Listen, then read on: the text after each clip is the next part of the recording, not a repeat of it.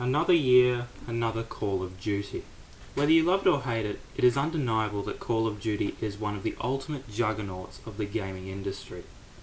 Every year a new iteration comes out and in typical fashion gets mauled by the gaming community. Yet sales-wise it still manages to dominate all its competition.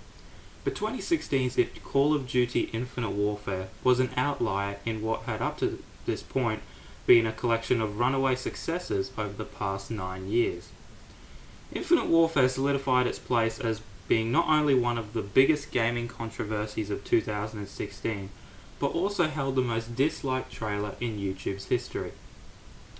It was clear that fans of the series were fed up with the futuristic setting and advanced movement, but Infinity Ward had taken it one step further by moving the game into an interstellar environment, quite literally. The community was furious, and the result was one of the worst-selling Call of Duty games in recent memory. Now don't get me wrong, Infinite Warfare wasn't a commercial failure. After all, it still managed to be the best-selling game of 2016. Remember what I said about dominating the competition? But regardless, the game received an unprecedented level of hate and made a serious dent in the franchise's already atrocious reputation. But what I want to determine today is, did it actually deserve all the hate? Was it really that bad? As the video's title suggests, I'll be looking exclusively at the campaign, mainly because I refuse to pay for PS Plus and I haven't been able to connect my PS4 to the internet for the past year. Yes, I know there's issues with the multiplayer like supply drops and poor map design, and I don't really give a crap about zombies, but I haven't experienced either modes firsthand, so I'd rather not make accusations that I have no way of proving.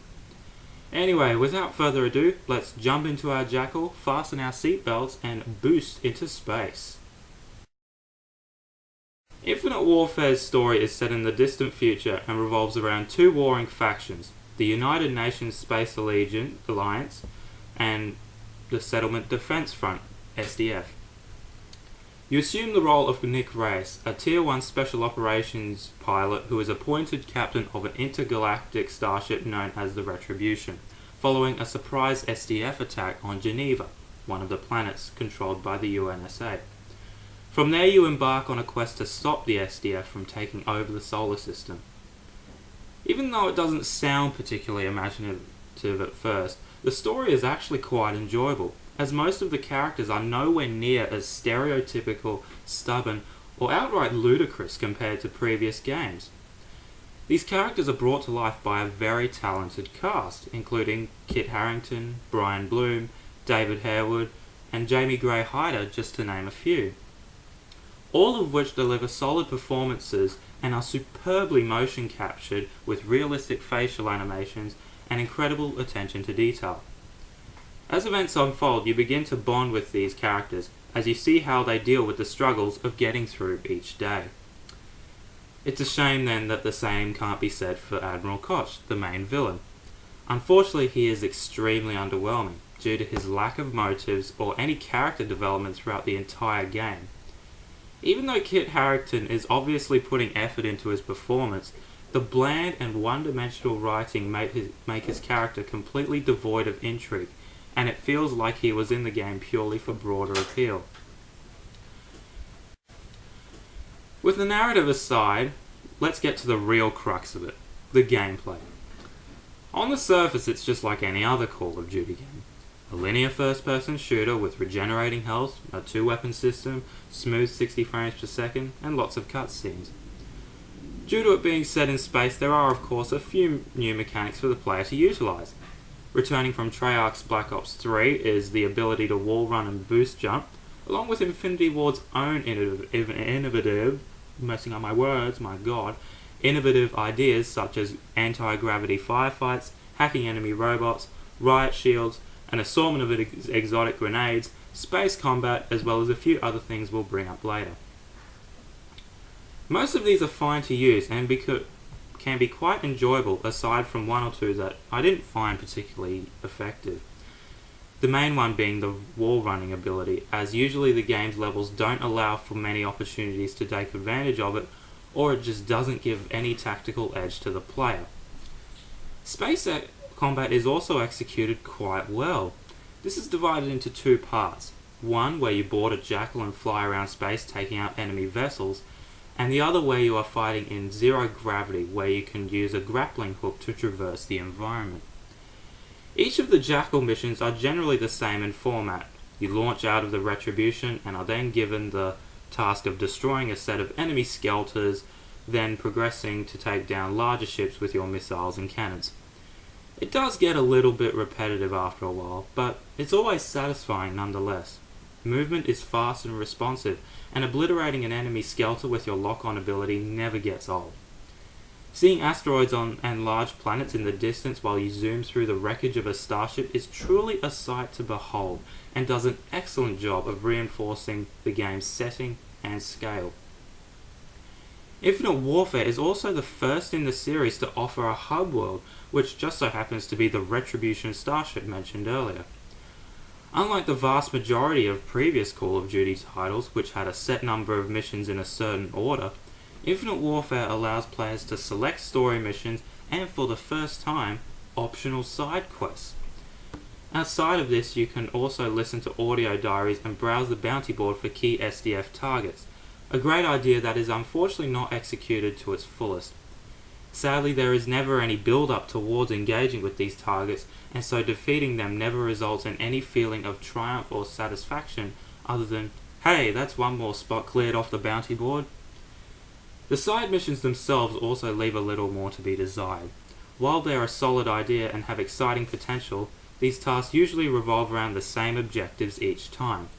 Infiltrate a ship or attack a set of enemy vessels in your jackal. At least they're always fun and manage to spice up the scenery while also providing different weapons and passive upgrades for your character if you happen to find the level's hidden armory.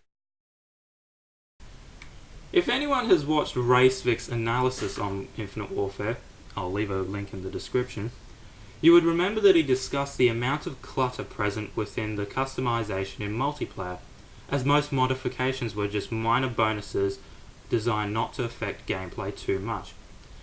I completely agree with this, with the only flaw being that he failed to point out the same problem in his discussion of the campaign. Infinite Warfare, without a doubt, is one of the worst Call of Duty games in history when it comes to clutter. Older players should remember that the original Call of Duty games, like Call of Duty 2 and World at War, even had a selection of about 20 to 30 equipable weapons that each felt distinct and interesting, with little to no variance. Infinite Warfare, however, has even more weapons, whilst also adding a dumpster's worth of utterly useless attachments. These range from foregrips to suppressors, scopes, particle amps, recharges, and whatever other tat I haven't mentioned. I'll admit that this won't affect everyone, as other players may enjoy using whatever default loadout the game gives them. But for weirdos like me who enjoy experimenting with all the weapons a game has to offer, it makes it tedious checking every enemy corpse to see if their weapon has some attachment or modification I haven't tried. This ultimately kills the game's pacing and turns experimentation into a chore. What also doesn't help is the new loadout system, where the player is able to select what weapons and abilities they would like to have equipped when starting each mission. It seems like a good idea on paper, but quickly becomes a detriment for multiple reasons. The first is that the game treats its weapons as collectibles. Alone, this isn't an issue, as games like Battlefield Bad Company had a similar system which rewarded players for exploring and trying new firearms. Infinite Warfare, to a degree, is the same, and as I certainly found myself satisfied when discovering a new weapon. The problem lies with two key points. One, the total campaign length is only about 5 to 7 hours long, with at least a third of that taking place in your jackal. The remaining time doesn't even include loading screens, cinematics, following NPCs, and wandering around the Retribution. What this means is that you'll barely have enough opportunity to effectively use each weapon, let alone the variants. I'm not kidding when I say that there were some weapons that I only used once throughout the entire campaign, simply because no other enemies use them and I saw no need to ever try it again, even if it was fun to use. The second point is that if you're like me and want to try different weapons, there's a good chance that you'll find a new weapon, or variant of course, within the first few minutes of starting a mission, making all the tweaking and customization you did just a few minutes ago completely redundant. But the most irritating problem, regardless of how you play, is the weapon flinch. I have truly got no idea why the developers feel the need to blur the screen and make the gun spaz all over the place when you're shot. I know it's realistic, but it becomes incredibly frustrating when as soon as you exit cover, you're bombarded with bullets and end up dying before you even know who's shooting at you. It doesn't help that you're often faced with dozens of enemies at a time, which means more often than not you'll be flipping all over the place before you've even had a chance to take in your surroundings. I know I'm making this game out to be a huge letdown, but despite all these problems, Infinite Warfare has many strengths. For starters, the game looks incredible. This was the first time that Activision finally abandoned their 7th generation systems and focused on optimizing it for current hardware. The result is a game with some truly gorgeous vistas, excellent weapon models, jaw-dropping scripted sequences, and some impressive grand-scale set pieces. Unlike Advanced Warfare, which had some next-generation graphics in one area and PS2 era ones in another, Infinite Warfare manages to be far more consistent. While there are some basic textures occasionally, most of the time these are hidden in the background and don't break immersion. The game also makes far more of an effort to make each base weapon feel different from one another. Unlike Advanced Warfare, where at least half a dozen weapons all sounded like popcorn in a microwave, each weapon in Infinite Warfare feels and sounds far more unique, even if sometimes weak or unsatisfying to use. This isn't even mentioning the game's great score, which never fails to immerse you in the action, whilst also touching the emotional heartstrings at just the right moments. For those like me who care about a consistent frame rate, you'll be pleased to know that the PS4 version runs at a smooth 60 frames per second, and I didn't notice any major frame rate drops while playing. Even the smaller things add greatly to the overall experience, like hit markers turning red when delivering a fatal shot, Race shielding himself when a grenade explodes nearby, pop-ups informing you of enemies you've injured or killed with a grenade, and even alternate fire modes on certain weapons. The overall gameplay experience is solid, and as any gaming enthusiast would know, that's what's most important. All in all, despite some of its problems, Infinite Warfare's campaign is an enjoyable experience at its core. The breathtaking visuals, smooth frame rate, well-executed space combat, decent gunplay, meaningful story, a great score, all make it an entertaining romp that will satisfy any first-person shooter fan.